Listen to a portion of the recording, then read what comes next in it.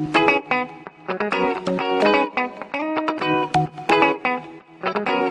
and hello, visuals. One sec, I've got very dry lips. I've got very, very dry lips. They're getting a bit tingly. Welcome to the Visual Guys podcast of the entertainment news, where me and Chris are fresh from our first, what might will be anyway, many for me. I don't know about Chris. I know there'll be a couple more. You offer Five Nights at Freddy's the film. Right, that's the main event, Chris. I know you said you got a few stories and whatnot. I think we should do FNAF talk at the end because I just want to ramble on about it so much. Okay. So I think we should recap with all the shit that's been going on and whatnot. And I think the first thing we should kick off with, Chris, is if you can remember, because you were very tired and very sleepy and very fidgety, we should quickly give a shout out to Killers of the Flower Moon. We saw that last week. Obviously, we saw it after we recorded the podcast and whatnot. Martin Scorsese's new drama period piece. Yes. But yes, a very, very long and tired watch for Chris. But from what you can remember, we know what you're like with your memory now. So, what did you think of Killers of the Flower Moon? And I can actually remember what the fuck it's called now. Well, as I said to you on the way home, it was a good film. I really enjoyed it. Yeah, I loved it. It was kind of heartbreaking, really. Fucking gut-wrenching. But I remember saying to you, did it need to be that long? And then thinking about it through the week, I was like, it kind of makes sense being that long because it kind of explained the whole story. Yeah, it got every bit of detail you needed to know. So in theory, it did need to be that long. I think the biggest issue with it would be that you need to be in the right frame of mind to watch it. Yes. Maybe you coming off your shift, and I wasn't too bad. I was all right because I was probably up for it. But you were already mentally drained because you've been driving about all day. So maybe it wasn't the right time for you. No. But that being said, you still enjoyed it. I still enjoyed it. I will. I probably am gonna have to rewatch it. Yeah. To take it in. Mm-hmm. But I'll be awake this time. Maybe a bit more. Well, you were awake last time. You can see. I think we got to like the 2 hour mark or the 2.5 hour mark, and he's crossing his legs. He's moving it back over. He's like, just get me to bed. I was fidgeting. I was trying to get myself. Keeps that awake. It was. I agree though. I thought it was outstanding. Like I said to you, I can't remember her name, but I fell in love with DiCaprio's wife in the film. I thought she was outstanding. Oh, she was amazing. Didn't realise diabetes was such a big thing for Native Americans, or if it was just for this lot. I had no idea. I only learnt this today. Actually, it was quite cool. I found out that the line where she says something, goes, I don't know what you said, but it must have been Indian for handsome devil. Apparently that line was improvised, and when she laughs in the back, it's her actually laughing because DiCaprio improvised it. I think it was quite cool. What's mental as well, the events that took place and how it ended wasn't even that long ago. No. Because it said about De Niro's character, I think they said when he got out of jail, he died in the 70s or the 80s. Possibly. Or maybe it was just, no, sorry, it was the 60s, I think it said. Yeah, it was the 60s. And you're like, Jesus Christ, it wasn't even like that long ago. And I learned so much about the Indians and about, because it was about the white man and then them having relationships and kids with Native Americans and stuff. And it was just like, oh shit, so they got the oil, they sold it off. Because obviously when you think of Native American stuff, you just think, okay, the white man come over, cowboys, like they took over, they stole the land and whatnot, which they were doing, but they were doing it like a legal but schneedy way because they were doing it through marriage and all that kind of stuff. And I didn't realize, because you saw them, like a lot of the rich people were the Native Americans. They had all the fancy cars, they had the butlers and stuff, they had the fancy houses, and it was like, oh, this is a part of Native American history, and American history I genuinely had no idea about. Yeah. It was fucking heartbreaking. Like, it really was. It was. It's like I said, she lost their fucking entire family because of it. Yeah. The whole entire family being like killed off and fucking murdered, and obviously De Niro was a manipulative, horrible, fucking brutal, didn't really give a shit, but everybody believed that he was the uncle to everybody, and everyone loved it. He killed that. DiCaprio as well, however he made himself age and the way he was, because his bottom lip was sort of a bit like, he was fun, but all of it was outstanding.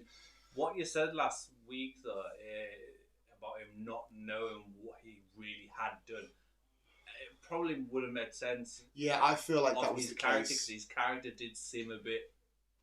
It was a bit gone. Yeah. A bit, not thick, but a little bit clueless to some stuff. Yeah. We're saying because he's his missus, she had diabetes, and they brought in the penicillin and stuff, and he was injecting her, but De Niro was having the doctors give him something else to slowly kill her, and he gets found out at the end and whatnot, and she asks him about everything, and he tells her the truth and stuff.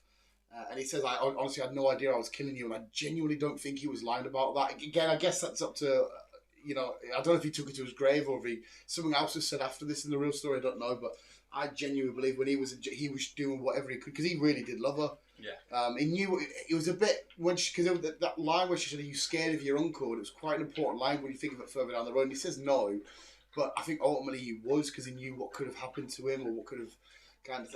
I don't think he realised he was slowly killing. I think he genuinely thought he was slowly helping. He kept saying it's going to get worse to get better and stuff because he really was in love with her.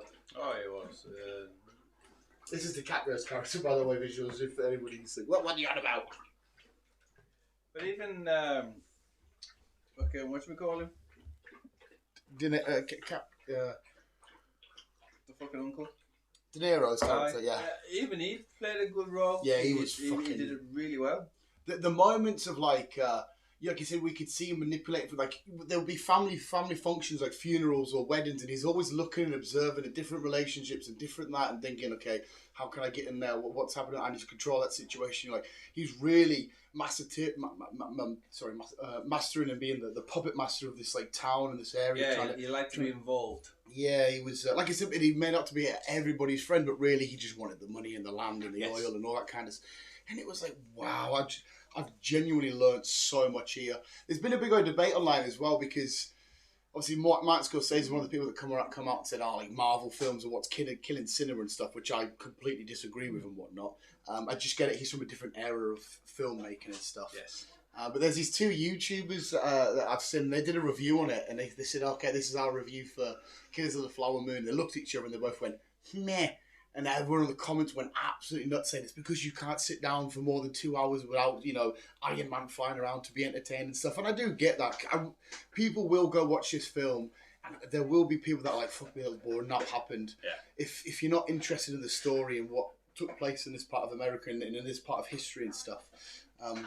So I can see where they're coming from. But for me, personally, every single scene, every bit of dialogue, I was completely engaged. Oh, definitely. For trying to stay awake as best as I can. Yeah, Chris was sleepy, by the way, visuals. So like, I did really enjoy it. Yeah, it was for me. It's when the billboards that will come out, the posters like 2-3 weeks before it comes out, saying 10 out of 10, masterpiece, one of the greatest films of all time. That thinking, surely that's a bit steady. And I definitely do give it a 10 out of 10 purely because, like I said, I was absolutely gay. I wouldn't say it's the greatest film of all time, but there's always like, because I'm completely like, I will happily go watch a Marvel film and watch Spidey swing around, and I am fully entertained because for me, cinema and storytelling is escapism. But then sometimes I do want some realism and some like drama period pieces, and I want to watch a film with great actors and great writing, great directing, whilst learning shit. Yeah. I think the world's big enough for to have both. So yeah, personally, amazing. I didn't get bored. I wasn't like, oh, but I could understand if somebody was like, okay, come on, cut it down or whatever. I would get where they're coming from. Yeah, like I say, obviously going back to the conversation. Did it really need to be that long? I was like, yeah. But to think about it, it's like, it kind of did. Yeah, I think it did. Because it wouldn't have explained the whole situation. It's right, to be fair though, Martin Scorsese is not really known for like Wolf of Wall Street. I think it's like 3 hours. And that's like a comedy. A lot of people love that film because it's sex, drugs and alcohol and corruption and stuff like that. I suppose he is known to do long films. Yeah, I liked as well at the end that he come out and finished off the film and give the dialogue. A bit of like what happened to certain characters, certain people. But anyway, it's a 10 out of 10 for me. I thoroughly enjoyed it. Right. And it was a nice change because from going on the backs of like The Exorcist and Saw and whatnot, and then jumping into this and then going into FNAF, what we did, to have this weird, wacky route that we're taking, and to actually be acknowledged by the manager of the cinema today of like, what did he say? The special guests or some shit. And then him, after you have saying it for years, I've got to the cinema, we need loyalty cards, and him saying, they should have a loyalty scheme. He's been saying that for years. We need to get one. We need to fucking get one. At least every 10 trips, I don't know, you get a free screening or something. Oh, yeah, I know. But no, definitely watch it if you haven't. It will be on Apple TV Yeah, because soon. it said Apple, didn't it? Yeah. Yeah. So it will be out on Apple TV soon. So that's where I'm gonna rewatch it on there. Yeah, but he's not as sleepy boy. No. Right, okay, so that's just 10 out of 10 for me. What do you give it? 10 out of 10. Well, Chris gives it a 10 out of 10. I guess then to quickly give you the things that I know, obviously Spider-Man done dusted. We'll talk more about that on the ramble on the stuff because I really want to get to FNAF. But Spider-Man, amazing, great. I watched Old Dad's on Netflix. Bill Burr. Do you like Bill Burr, the comedian? He's your kind of comedian. Because he's very blunt, says it how it is, offends the PC people. And honestly, if you haven't watched him, mate, you will find it. And if you watch this film, there's a moment in Old Dad's on Netflix where he calls one of the teachers a cunt. And then there's people that turn up the next day and the teacher makes him apologise to her in front of everybody. And there's people that weren't even there. There's girls like, I wasn't even there, but I'm traumatised by hearing that such foul language. And he's like, the fuck is going on? He's honestly, and I think it's a directorial debut. I've loved Bill Burr for years. He's one of my favourite comedians. So that was fantastic. Anyone needs to watch Old Dad's on Netflix. That was great. And I don't think there's anything else. Obviously, we got Loki that coming up this week on Friday. We're recording this on the Wednesday, so it's a bit early for us. Gen V still to come out yet. I don't think I've got anything else to tell you. No, I don't think I've really got anything else. Up to date wise. I've just been doing Big Bang. More and more Big Bang. It's after a long day. I just like I keep saying to myself, right, I need to watch an episode of this. It's too easy to fall in that trap, mate. And it's just like after a long day, it's like just big feet up, Big Bang. It's like cozy and comfortable because I'm the exact same as you, but with How I Met Your Mother, and it's just sort of the relatability, not the relatability, but like you know it in and out, and you feel like you're relaxing, you're at home. Yeah. It's them same voices, it's that same noises, and it's. I know what you mean, mate. I don't know. So, do you have no news whatsoever? I have news. Yeah, not a lot, but I have. All right, chuck us up with what news you've got, and then we'll talk all things FNAF. Because we're doing it on a Wednesday, not a Saturday. Yeah, that's my fault. I did say to Chris, can we do the pods on Wednesday? Because I really want to talk to you about FNAF so much. I mean, we could have done a FNAF special, but we're in now, so. Yeah. This is one for more for like my geeks than your geeks, but for those who are interested, we are getting a complete new series of NCIS Sydney. What? So this is like an episode 1. It's a brand new. Obviously, we've got the normal NCIS. We've got LA. We've got Hawaii. We did have.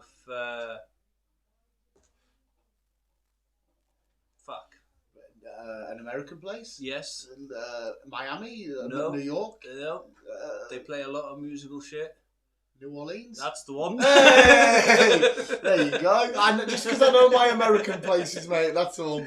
We did have that, but that's all finished now, so we've got a new... So this is going to be bloody hell, we've got a murder here, mate. We're going down under. Got to solve this case, mate. Bloody hell, should we get a quick beer and a burger? Which is weird, really. I mean, I'm sure you'll be there for the ride, mate. Alright, but if anyone's interested, it's going to be out on Paramount Plus. So, there we go. On. Well, it just says November. Soon. Oh, well, so fucking hell. Soon. A couple of weeks away. Soon. Walking Dead. Oh, The Walking Dead. No, this is a game. Okay. Oh, yeah, the Walking Dead game. The one where you can choose the different outcomes and stuff. You see, it begins to play as Rick, but you can create your own path. Yeah, and how you end up wherever you end up. So you can have moments. I read about this in this where where he kills Shane, you can have it where Shane kills Rick instead. Yes. And stuff like that, and play, which I would never do. No. If I'm playing this game, Rick's alive till the very end, unless unfortunately there's an achievement. Carl's gone straight away. Yeah, I'm not. I mean, Carl, you were annoying, and then I didn't mind you. Then you were annoying again. I always say it, but why do they have to have kids where they go through their emo phase? Where like, I hate you, Dad. I don't love you, Dad. Fuck off. There's a few characters that I won't mind killing straight away. I'm interested in playing this. It's out for most consoles, PS5, PS4, even though they don't really do PS4 anymore. Xbox One, Series X, S, Nintendo Switch, or PC. I think for me it'll have to be PlayStation. I've got an excuse to play because now Spider-Man's done. It's just going to be Dusty again. Yeah, I'm going to have to try and get more games for PlayStation. Yeah. All I've got is The Last of Us 1 and 2, but 2's getting remastered again, so I'm going to have to get it. Right, okay. To be fair, Last of Us is gonna, because now Spider-Man, everything's done. Pokemon DLCs are all done. I know there's one more Pokemon DLC to come out soon. So Last of Us is on the list, but I need something to get me on the PlayStation. Because, like I said, now 5 Well, years. like so, The Last of Us will keep you going. Yeah. 1 and 2. Yeah, so I might have to dive into that world anyway. But yeah, I'm up for the Walking Dead go. No, yeah, definitely. Did you have a release date? Did you say a release date? 17th of November. Oh, sweet. So soon.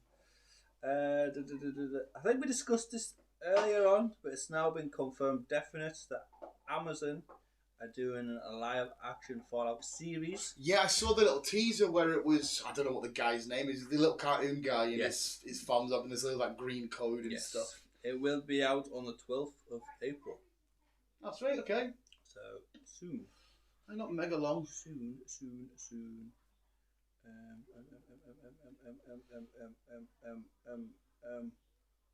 Cloverfield.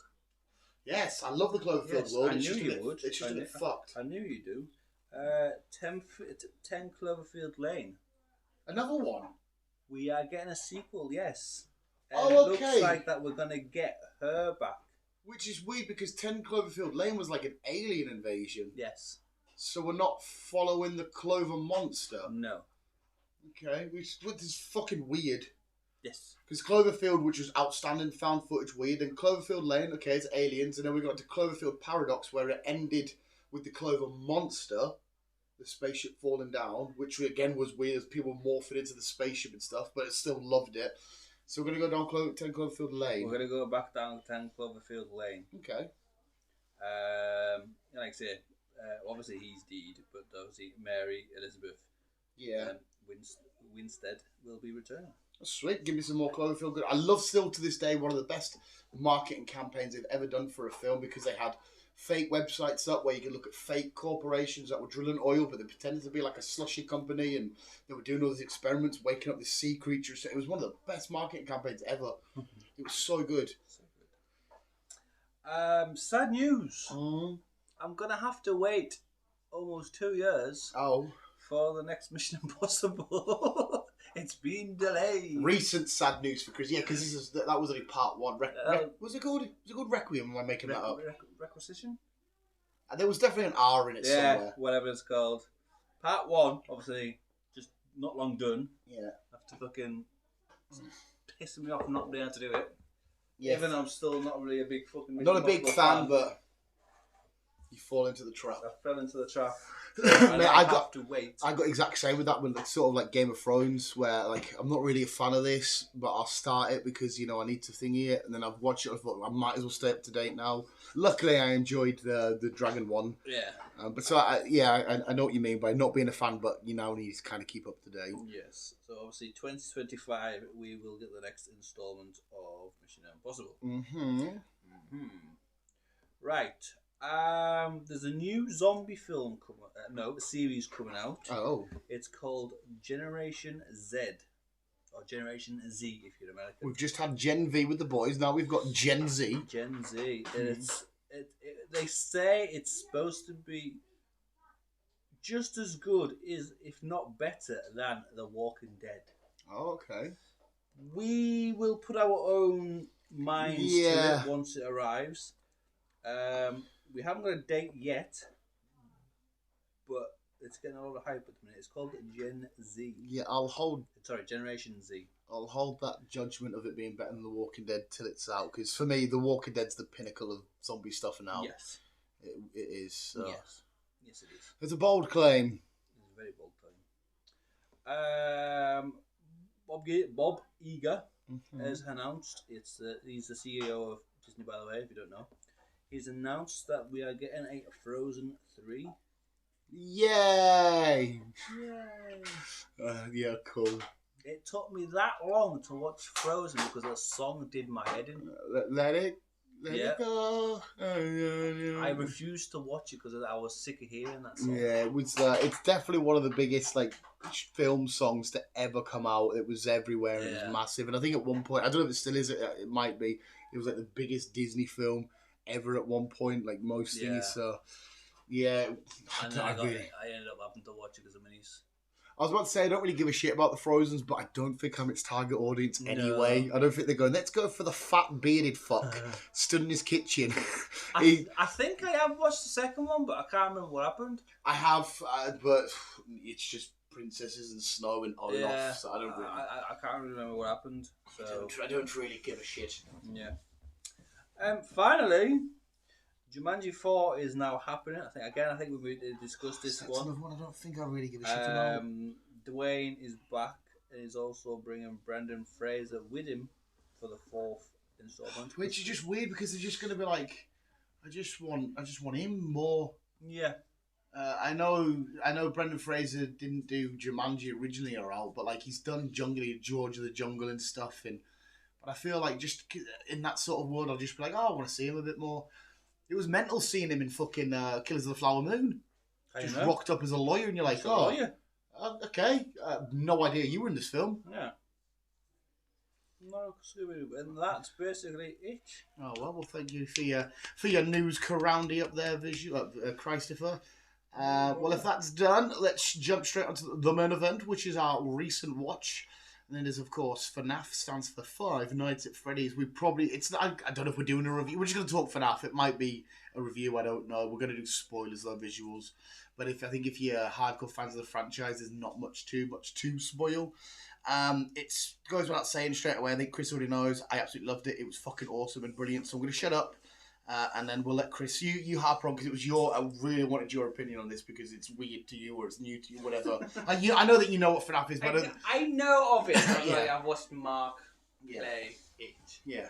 But I don't really know the full aspect. No, because there's a lot of lore and a lot of backstory and there's a lot of like, what the fuck. Yes. But no, give us all things FNAF, Chris. Good, bad, whatever. To be fair, there was nothing really bad.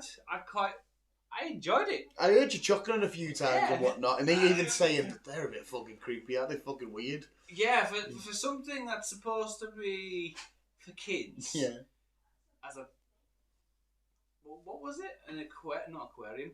Arcade. Yeah, pizzeria with arcades and all that. Yeah. For something that was supposed to attract more of the kids than the adults. They were freaky looking. Yeah, they're dodgy old little bastards, like, especially when they start singing and fucking moving about and whatnot. They're dodgy old fucks. But no, I really enjoyed it. There's some funny bits. There was some fucking creepy bits. There was creepy bits, yeah. And I'm thinking, it's not because we've seen it so many times. It's not going to be thingy. But I'm just like, the way they did. Sorry, I've interrupted. I'll get onto it in a sec. You carry on. Just. Even the way they did the animatronics, just the way they walked and the fucking thumping and... Because they were real animatronics. Yeah. It was mint. Yeah, it was... Blumhouse did a great job. I think it's what I saw at the start, Jason Blum, who is, Blumhouse. Yeah. I think it said he was a producer, and I could be wrong. I don't know how many of the other Blumhouse stuff he's produced. But I know when he did the New York Comic Con panel stuff, he said, I'll put a lot of stock into this. I'm really hoping it's doing well. It's a project I really wanted to do and stuff. So I think they definitely didn't spare no expense, and I bet you it wasn't even that expensive because there isn't that many locations. Okay, the animatronics might have been a bit expensive, but I don't think it would have been that much of an expensive film to make. Not really, no, because all you really had was the pizzeria. Yeah, no, a couple of other little buildings, his house and the hospital, which you could just find it was a fucking few bits of cardboard. Yeah, it's mad. Like I said, it goes without saying, I absolutely thoroughly fucking massively enjoyed it. I loved it so much. Like I said to you, the creepy bits, like the bit where the burglars, the thingies are coming in to set up Mike Schmidt, what the fuck his name is.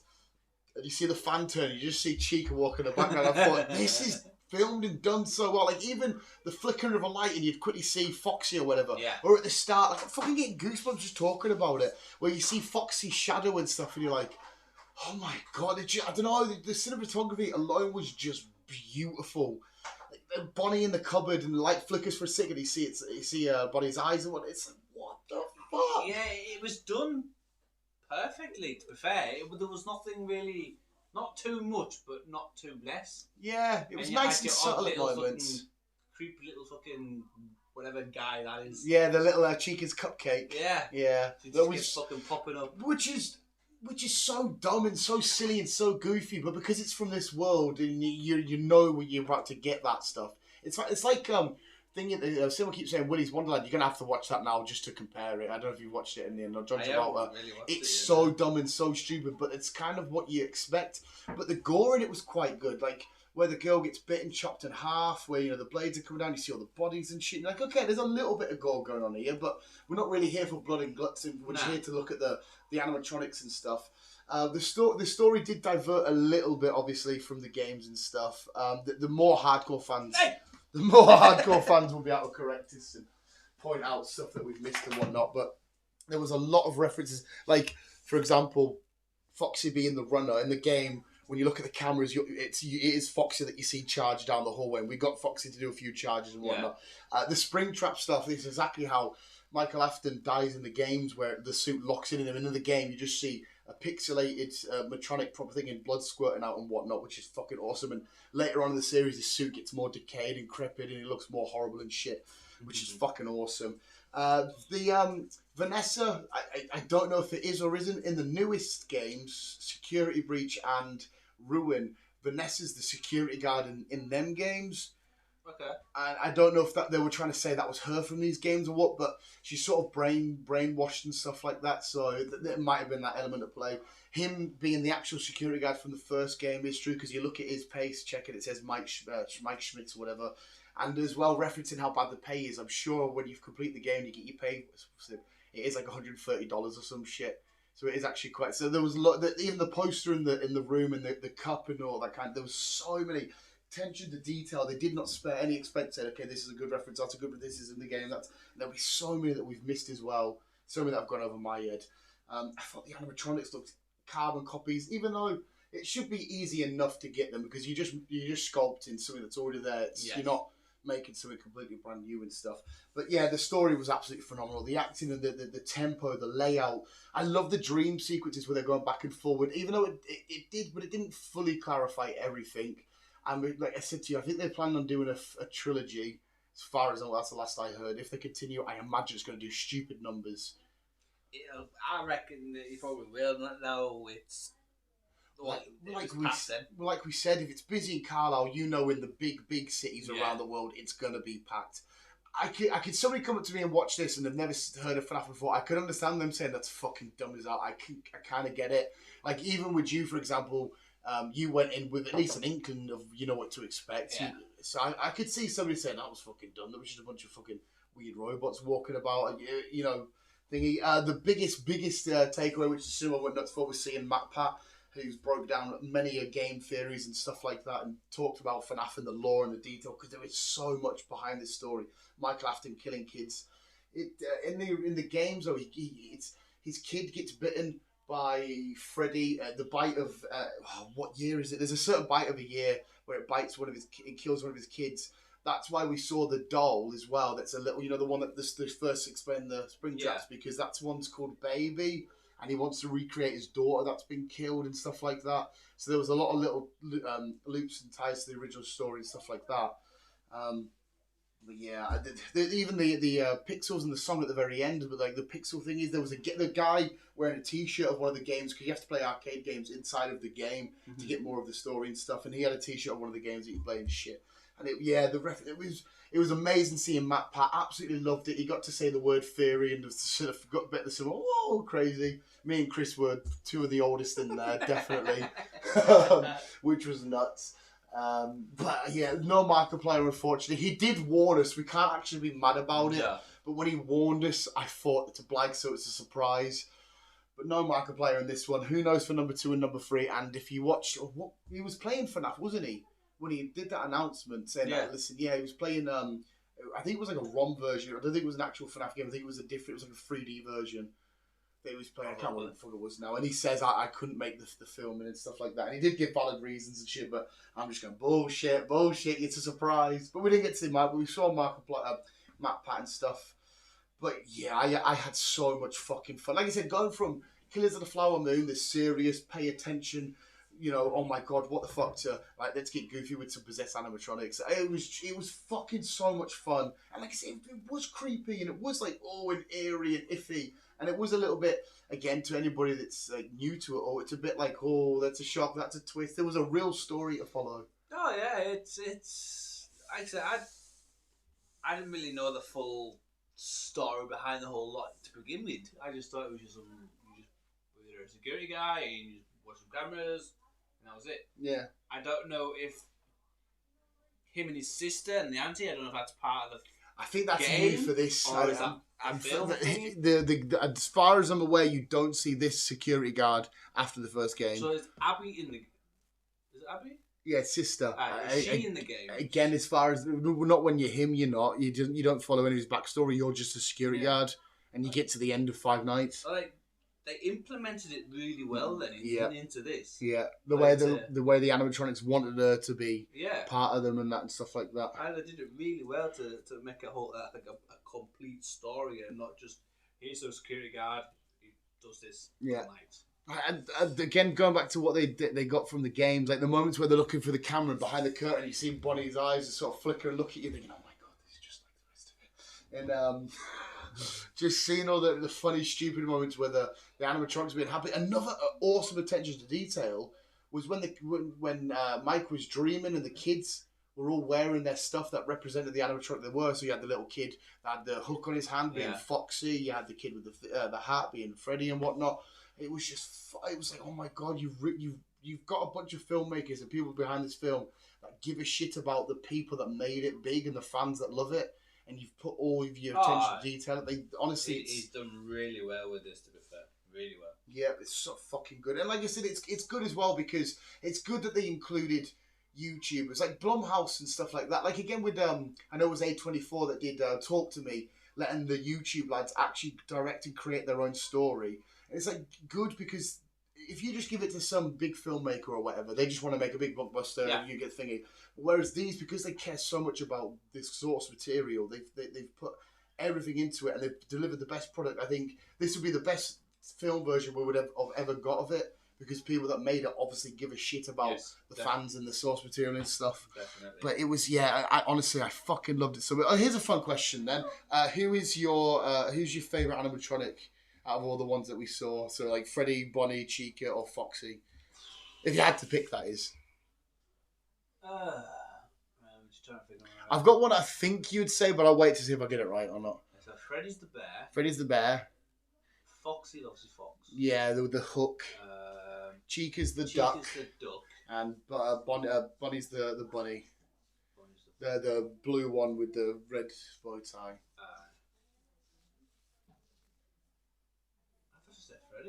I thought you were going to say Foxy. I thought maybe you would have been drawn to Foxy with the, obviously, fox, dog-like eye patch and whatnot. Obviously, the rest are all kind of together, whereas Foxy's got bits missing and metal feet and whatnot. I thought maybe you were going to say Foxy. I think mine's generic as well. Yeah, it's just Freddy. I don't know why. It's got to be. Michael Afton coming in at the end dressed as Golden Bonnie. I think it was always Golden Bonnie. Because obviously he's the bunny, and I'm sure it's the Golden Virgin. Because all the FNAF lot do have variants. There's like Nightmare Freddy. Obviously, you saw there was a guy with a helmet wearing Funtime Freddy helmet and stuff. There's loads of mad variants and shit. But I think it's a bit boring. But I think mine's Freddy, just because it's your introduction to it. It's Five Nights at Freddy's. So what do you think the next film will bring then? Well, it depends how they go, because in the games and the books and whatnot, there's different locations. Like one of the games, I think it's number 4 if I remember correctly, it's set a few years prior, and it's at Michael Afton's house, where he's creating the animatronics in the basement, and you're his son in the bedroom, and the animatronics are getting out, and you have to go through your door. Because it's my favourite game, and it's fucking all horrible because they're all like more menacing looking and whatnot. So there's if they stick with it all, Michael Afton had different locations where he was doing different stuff. So you could easily go to the next location where they were making like the likes of Baby and stuff. Or if they really wanted to go straight up, they go to the new games and do all like the Funtime stuff where it's in a massive superplex of arcades, go-kart and laser tag and stuff. Yeah. They could go that way if they wanted to. But I'm assuming next they'll just go to, because there was a few different pizzerias. And like I said, the backstory behind it was Michael Afton worked with another guy to create the animatronics and then eventually betrayed him and killed him off and all that stuff. you could do a prequel of how they all come about and how this is how I would do it anyway, and do it when the kids were going missing and stuff like that. I think that would be fun to explore. If not, you just go forward and there's another pizzeria. And Michael Afton's obviously come back because when he points and when they shut the door on him, that's it, and he says, you never get rid of me, you literally don't. It's quite because you see him in the game slowly, like I said, going down and moulding away and getting all deformed and shit, just to have him come back. And I'm assuming that I've got no issue if they wanted to keep that Mike in it, and it's him and his sister again, and he's after them for whatever reason, and they go to a different, they uncover more of the conspiracy and the grander story. It makes sense, especially if she was to go back to see them. Yeah, that's what she did, didn't they? Yeah. It was quite funny the way he and her were reacted. Like, what did you ever tell you to stay in the car? She's like, no. Can we go back? And he's looking at her like, like, I love the way there was a lot of laughs in there. Like I said, I heard you laugh quite a bit. But yeah, that'll be fun to explore. To see if they do go back or if they, because obviously the way this ends, the pizzeria is still there. It's just they've locked Afton away and they're just free to roam. But I guess technically now they would be good, even though the souls inside of them are good anyway. But they've been manipulated by Thingy. So they're not exactly bad. But like I said, there's loads more animatronics that come in. The Balloon Boy Easter egg was fantastic. It's great when he keeps coming in. Oh, there's fucking so much, mate. At least we know there's a lot of routes we can go down. Yeah. And a lot more characters we can. And if they wanted to tell an individual story, but based on it all, I'm sure they could find a better avenue. Obviously, we're not the filmmakers. We'll leave it up to the professionals. But they would. I'm sure that they could find a great story. Like I said, it's an hour and 40 of just absolute, for me anyway, fun. It's I wouldn't necessarily call it a horror, but I guess technically it is. But it's definitely one of the best horrors I've seen in a while. It's one of the best Blumhouse stuff I've ever seen. I know I'm being a little bit biased because it's like #team YouTube and streamers and gamers and stuff like that. But yeah, What was the last Blumhouse film? Was it not Exorcist? Probably. I think The Exorcist was Saw even Blumhouse. No, I don't think it was. That's Twister. Yeah. The Exorcist was definitely Blumhouse, I remember now. And there's another one coming out to Blumhouse soon. Can't mind on. But I'm sure Exorcist was... Yeah. Sorry, The Exorcist. Alright, Michael Afton pointing at me saying you'll come back. Isn't that fucking pool one? Ah, yes. Night swim. Night swim. Marco Polo. That fucking crazy shenanigans. Haunted pool. Yeah, I like the... Listen, I've got a lot of people... Like, for example, I can remember Ryan Reynolds is Buried. I don't know if you ever watched that. Personally, I fucking loved it. I enjoyed it. I love that. Okay, hang on. Let's get Ryan Reynolds, put him in a box, make him spend an hour and a half, just him in a box. I've got no issue with us exploring that stuff. So let's have a bit of fun in a swimming pool that's a bit fucked up. It doesn't have to be some elaborate haunted mansion where you go in a million different rooms and stuff. It's obviously it might not work. We might watch it and go, that didn't really work for me. But I'm happy to explore it and take a look first. So yeah, Night Swim or whatever, Marco Polo. It is a weird concept, but I'm happy to explore it. But that's FNAF. Sorry, spoilers and whatnot. It's obvious. I'm Mr. Bias. I don't care. I'm Mr. Optimistic. I'm very easily pleased, and I got my fucking money's worth tonight. I'm saying 10 out of 10. It was fucking awesome. I'm giving it a 10 out of 10 because I enjoyed it, really. Yeah, I was so curious to see what you'd say about it. I was like, I really want. Obviously, even if you didn't like it, I really wanted to give you opinions because I could understand why you would be like, yeah, the games were fun, but for a film, nah, we didn't really. So, but I'm glad you liked it and you're giving it as high as a 10 out of 10. There's some films that we've watched and you've been like, oh no, I think you're definitely a bit stricter than me. You're definitely the Mark Bernard, and I'm definitely the Kevin Smith, 100%. But yeah, 10 out of 10. I think that's the Canusi news. We'll wrap up. Do one more quick ramble on podcast. If Chris can get. Oh no, tell a film that you will love. I saw it. It's up online now. Anthony Mackie's new film. It's a proper heartfelt, heartwarming, feel good, happy film where him and another girl are left on Mars. And it's like, what's it called? Anthony Mackie's new film, and he's doing a lot of strange, weird stuff whilst he's post Captain America. And it's like, oh my god! I haven't seen it yet. It's up online now though. I think it's done by Peacock. which did Peacock not do Twisted Steel? What the fuck was that called again? Yeah, Twisted Metal. Yeah, did Peacock do that? Yeah. Yeah, and I'm sure it's they've done this, and like I said, it just looks like wholesome and feel good. Okay. Yeah, you have to watch a trailer. I'll remind you on before you go and get the trailer watch, or if I remember, I'll tag you in it. So when you're nodding off, you can give it a quick ganders. But yeah, FNAF gets a 20 out of 20 from me and Chris. Oh yeah, definitely. That's good. Good film. We'll end it there anyway because Chris, we've got one more ramble on to hear from me, and then yeah, we're gonna go see Lost Boys over the weekend. I think Friday works out best for me anyway. Yeah. So you can just come here anyway. We can chill out. We should have plenty of time to go get something to eat for the first time in ages. I doubt there's an early screening. We'll look all into it tomorrow. We'll worry about it tomorrow. But visuals, go check out FNAF. Go check out Killers of the Flower Moon. And what have we got next? The Marvels. The Marvels is our next trip. Yeah? Yeah, the 10th of November. 10th. Around there. Yeah. If the 10th is a Friday, it's definitely the 10th. Around there. Yeah. So, visual segment is always keep it on. Bye. Oh, my fucking shoulder.